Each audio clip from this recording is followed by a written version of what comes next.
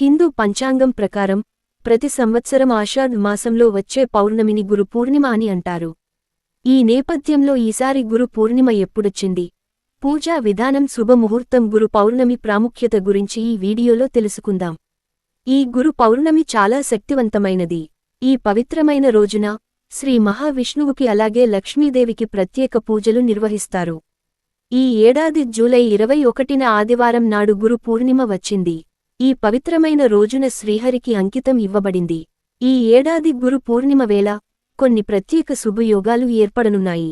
సర్వార్ధ సిద్ధియోగం, రవియోగం, ప్రీతియోగం వంటి శుభయోగాలు వచ్చాయి. ఇవి చాలా అమృతమైన యోగాలు కాబట్టి ఇంతటి శక్తివంతమైన అమృత యోగాలలో మీ ఇంట్లో పూజ చేసుకుని కొన్ని నియమాలను పాటిస్తే చాలు. ముక్కోటి దేవతల ఆశీర్వాదాన్ని పొందవచ్చు. ఈ పౌర్ణమి రోజున చేసే పూజల వల్ల మీ కోరికలు ఖచ్చితంగా నెరవేరుతాయని పండితులు అంటున్నారు. పౌర్ణమి రోజున స్త్రీలు తలస్నానం చేసి పాపిటలో కుంకుమ బొట్టు పెట్టుకుని కాళ్లకు పసుపు రాసుకుని ఇంట్లో పూజ చేసుకోవాలి. పూర్ణిమ రోజున ఇంట్లో పూజ చేసేటప్పుడు కొన్ని అక్షింతలను చేతిలోకి తీసుకుని దేవునికి మీ కోరికలు చెప్పుకుంటూ దేవునికి నమస్కారం చేసుకుని అక్షింతలను మీ తలపై వేసుకోండి. ఇలా చేయడం వల్ల మీపై దేవతల ఆశీర్వాదం ఉంటుంది. ఈ రోజున చేసే పూజలో తులసాకులు తప్పనిసరిగా ఉండాలి, లేదంటే మీరు చేసే పూజ అసంపూర్ణంగా ఉంటుంది. గురు పౌర్ణమి రోజున ఇంట్లో పూజ చేసేటప్పుడు ఓం నమో నారాయణయ అనే మంత్రాన్ని 108 సార్లు జపిస్తే తరతరాల తరగని ఐశ్వర్యం లభిస్తుంది. పౌర్ణమి రోజున పూజ చేసేటప్పుడు పూజలో దేవునికి నైవేద్యంగా ఒక బెల్లం ముక్కను నివేదిస్తే చాలా మంచిది. చివరగా దేవునికి హారతి ఇచ్చి పూజను ముగించాలి. గురు పూర్ణిమ రోజున ప్రతి ఒక్కరూ ఇంట్లో ఖచ్చితంగా పూజ చేసుకోవాలి. ఏ ఇంట్లో అయితే ఈ రోజున దీపం పెట్టి పూజ చేస్తారో ఆ ఇంటికి ఐశ్వర్యం కలుగుతుంది. ఈ పౌర్ణమి రోజున శ్రీమహావిష్ణువు మరియు లక్ష్మీదేవి రావి చెట్టులో నివసిస్తారని నమ్మకం. కాబట్టి ఈ పౌర్ణమి రోజున ప్రతి ఒక్కరూ రావి చెట్టుకు 3 ప్రదక్షిణలు చేస్తే లక్ష్మీదేవి అనుగ్రహం లభిస్తుంది. అలాగే ఈ పౌర్ణమి రోజున రావి చెట్టుకు కాని తులసి మొక్కకి కాని నీళ్లు పోస్తే మీ ఇంటికి లక్ష్మీ కటాక్షం లభిస్తుంది. పౌర్ణమి రోజున వచ్చే చంద్రకిరణాలకు అత్యంత శక్తి ఉంటుంది. ఈ శక్తివంతమైన చంద్రుని కిరణాలు మన శరీరం మీద పడగానే మీకున్న దురదృష్టం తొలగిపోయి అదృష్టం వరిస్తుంది. పూర్ణిమ రోజున చంద్రుడిని చూస్తే మీ కంటి చూపు బాగా మెరుగుపడుతుంది.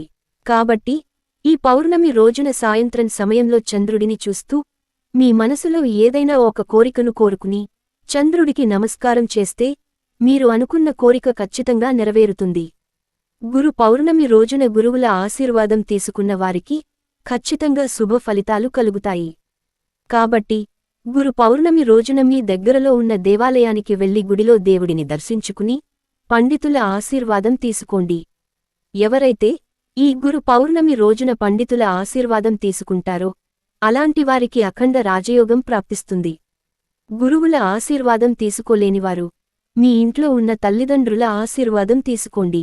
ఇలా చేయడం వల్ల మీ జాతకంలో ఉన్న దోషాలన్నీ తొలగిపోయి అష్టైశ్వర్యాలతో జీవిస్తారు.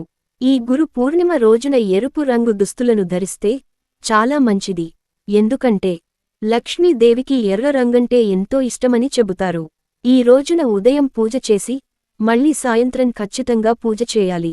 ఈ రోజున ఉదయం పూజ చేయకపోయినా సాయంత్రం మాత్రం ఖచ్చితంగా పూజ చేయాల్సిందే.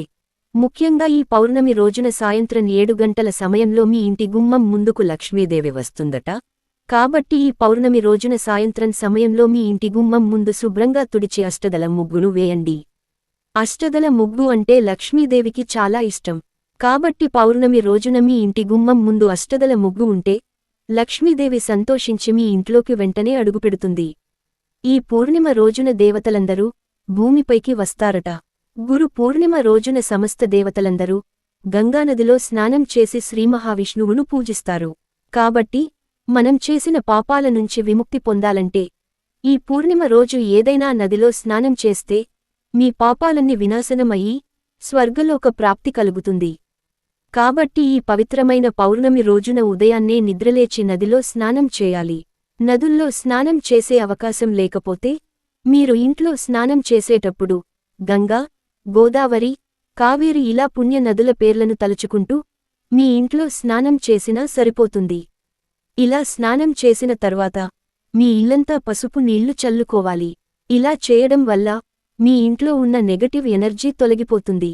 మీ ఇంట్లో ఆదాయానికి మించిన ఖర్చులు ఉంటే పౌర్ణమి రోజున సాయంత్రం సమయంలో మీ కాలికి నల్ల దారం కట్టుకోండి. ఇలా చేస్తే మీ ఇంట్లో డబ్బు సమస్యలు ఉండవు. అలాగే మీకు అదృష్టం వరిస్తుంది. ఈ గురు పౌర్ణమి రోజున సూర్యోదయం కంటే ముందే నిద్ర లేవాలి. ఎట్టి పరిస్థితుల్లోనూ సూర్యోదయం తర్వాత నిద్ర లేవకూడదు. ఇలా చేయడం వల్ల మీ ఇంటికి దరిద్రం వెంటాడుతుంది. గురు పూర్ణిమ వేళ కొన్ని వస్తువులను దానం చేయడం వల్ల విశేషమైన ప్రయోజనాలు లభిస్తాయి.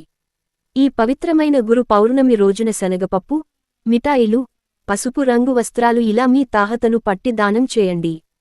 గురు పౌర్ణమి రోజున పేదలకు దానం చేస్తే కోటి జన్మల పుణ్యం పొందుతారు. అలాగే చాలా మందికి ఏ పని చేసినా అస్సలు కలిసి రాదు. అలాగే కొంతమందికి ఎల్లప్పుడూ డబ్బు సమస్యలు, అనారోగ్య సమస్యలు ఇలా ఏవో ఒక సమస్యలు ఉంటూ ఉంటాయి. అలాంటివారు ఈ పౌర్ణమి రోజున సాయంత్రం సమయంలో ఒక గిన్నెలో రాళ్ల ఉప్పు వేసి మీ ఇంట్లో ఎక్కడైనా ఒక మూలన ఉంచండి. పౌర్ణమి ముగిసిన తర్వాత రోజున ఈ ఉప్పును పడేయండి. ఇలా చేస్తే మీ ఇంట్లో ఉన్న నెగటివ్ ఎనర్జీ అంతా పోయి మీ ఇంట్లోకి పాజిటివ్ ఎనర్జీ వస్తుంది. అదే విధంగా ఈ పౌర్ణమి రోజున ఏదైనా ఆలయంలో కొబ్బరికాయను కొడితే మీ ఇంటికి చాలా మంచి జరుగుతుంది. కొబ్బరికాయలో త్రిమూర్తులు నివసిస్తారు కాబట్టి గురు పౌర్ణమి రోజున ప్రతి ఒక్కరూ ఖచ్చితంగా దేవాలయంలో కొబ్బరికాయను కొట్టాలి. ఈ వీడియో మీకు నచ్చితే లైక్ చేసి మా ఛానల్ని సబ్స్క్రైబ్ చేసుకుని మమ్మల్ని సపోర్ట్ చేయండి.